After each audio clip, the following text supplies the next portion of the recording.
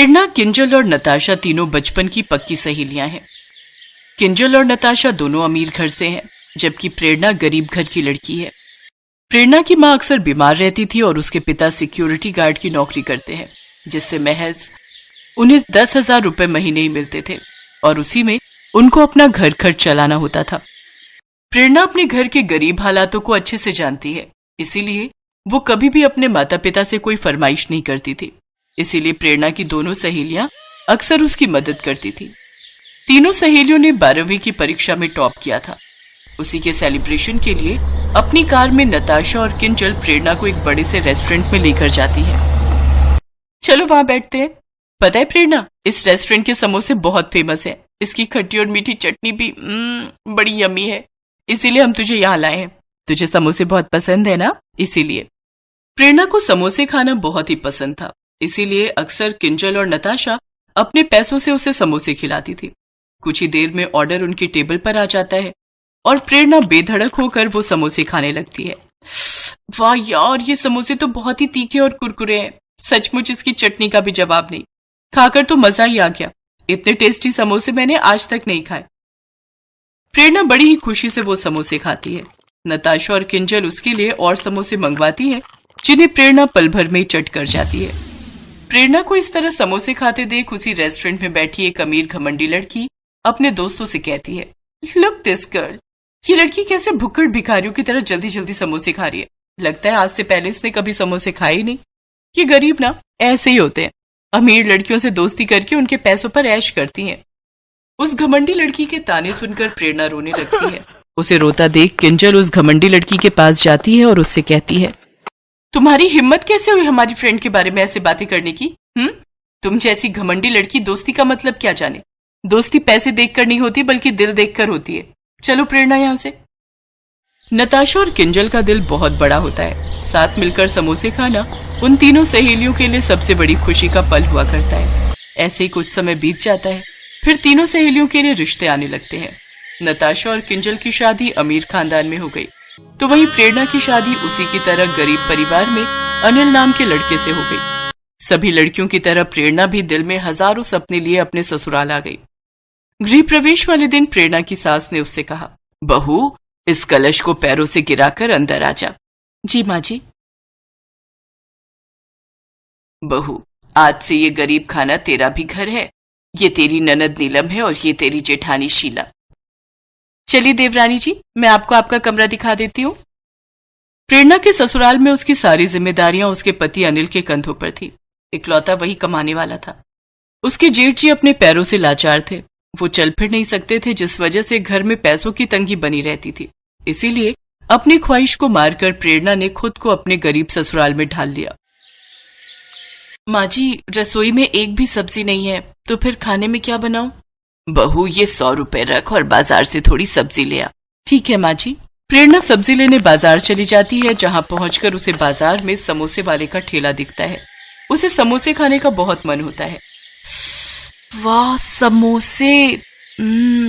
समोसे खाने का बहुत मन कर रहा है, लेकिन मेरे पास तो ये 100 रुपए ही है, जिसकी मुझे हफ्ते भर की सब्जी लेनी है। नहीं, मैं ये पैसे इन पर खर्च नहीं कर सकती। इन पैसों से तो मैं हफ्ते भर की सब्जी ले आऊंगी, जिससे मेरा पूरा परिवार पेट भरकर खाना खाएगा। ये सोचकर प्रेरणा सब्जी लेकर घर लौट आती है, लेकिन समोसे देखकर बार बार उसके मन में अपनी सहेलियों के साथ खाए हुए समोसे के पुराने दिन याद आते हैं। घर पहुंचकर अनु सब्जी के थैले में झांकते हुए कहती है, चाची चाची, आप मेरे लिए समोसे नहीं लाई? मैंने माँ को कहा था कि आपको कह दे कि मेरे लिए समोसे ले आए। इस घर में तो बस गरीबों वाला खाना मिलता है, उसके अलावा और कुछ भी नहीं। अनु, मेरी पोती, ऐसा नहीं कहते। जा बाहर देख, तेरी सहेलियां तुझे खेलने के लिए बुलाने आई हैं। अक्सर प्रेरणा जब भी बाजार जाती तो उसका समोसे खाने का बहुत मन करता, लेकिन वो अक्सर अपना मन मार कर रह जाती। एक रोज नताशा और किंजल प्रेरणा से मिलने उसके ससुराल आती हैं। किंजल, आज प्रेरणा में देखकर कितनी खुश होगी ना। वो देख, शायद यही उसका ससुराल है। चल अंदर चलते हैं। दोनों सहेलियां अंदर जाती हैं। प्रेरणा फटी पुरानी साड़ी पहने चूल्हे में रोटी सेक रही होती है, जहां दोनों सहेलियां महंगी साड़ी पहने और हाथ में पर्स लिए उसके दरवाजे पर खड़ी होती हैं। जी, आप दोनों कौन? हमें प्रेरणा से मिलना है। अरे नताशा, किंजल, तुम दोनों माँ जी, दीदी, ये मेरी सहेलियां हैं। उन दोनों को देख सभी चौंक जाते हैं। प्रेरणा, तुम अपनी सहेलियों के पास बैठो, मैं चाय लेकर आती हूँ।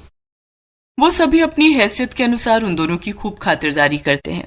अच्छा प्रेरणा, अब हम चलते हैं, मगर हम फिर आएंगे। दोनों वहां से चली जाती हैं। दोनों रास्ते में बात करते हुए जाती हैं। भले ही प्रेरणा के ससुराल वाले गरीब हैं, लेकिन वो सब दिल के बहुत अच्छे हैं। सही कहा, लेकिन मैं अक्सर सोचती थी कि प्रेरणा की शादी किसी अच्छे घर में हो, जहां उसे समोसे खाने के लिए तरसना नहीं पड़ेगा। लेकिन तूने देखा ना, शादी के बाद भी प्रेरणा को रूखा सूखा ही खाना पड़ रहा है। अरे ये भी कोई जिंदगी है? उसने शादी से पहले भी गरीबी देखी और अब शादी के बाद भी उसे समोसे खाने के लिए भी तरसना पड़ रहा है। क्यों ना हम समोसे लेकर उसके ससुराल चले, वो बहुत खुश होगी। तूने बिल्कुल सही कहा। 3 दिन बाद वो दोनों बहुत सारे समोसे लेकर प्रेरणा के घर आती हैं। तुम दोनों, और ये इतना सब तुम क्या लाई हो? इसमें हमारी प्यारी सहेली के मनपसंद समोसे हैं। सचमुच वो भी क्या दिन थे ना प्रेरणा। चलो आज हम फिर से वही दिन जीते हैं। उनकी बातें सुनकर प्रेरणा की आंखों में आंसू आ जाते हैं। आज फिर तुम दोनों ने मिलकर मुझे बहुत बड़ी खुशी दी है। तुम दोनों सच में बहुत अच्छी हो। एक खुशी अभी और बाकी है। ये ले, ये पैसे तू रख ले और अपना खुद का काम स्टार्ट कर। वैसे भी तू बहुत अच्छा खाना बनाती है। हाँ, और हमें पूरा विश्वास है तुम बहुत अच्छा काम कर सकती हो। प्रेरणा बहुत खुश होती है। अपनी सहेलियों का उस पर यह विश्वास देखकर वो खुद का समोसे का काम शुरू कर देती है। उसके समोसों का जादू सब पर चल जाता है और कुछ ही समय में उसके घर के हालात बहुत सुधर जाते हैं। अब नताशा और किंजल भी अक्सर प्रेरणा से मिलने और उसके हाथ के समोसे खाने उसकी दुकान पर आती रहती थी।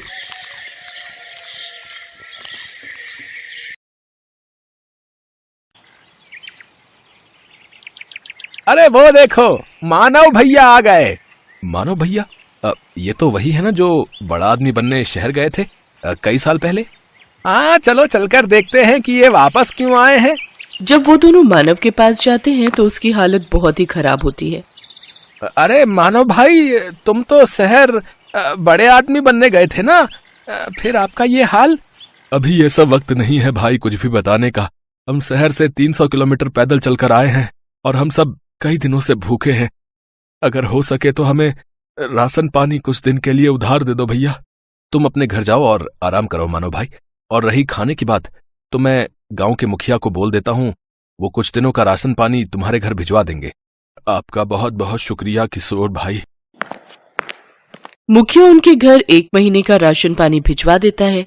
सुनिए जी, आखिर कब तक हम इन गांव वालों से छुपा कर रखेंगे कि हम शहर से भागकर क्यों आए हैं?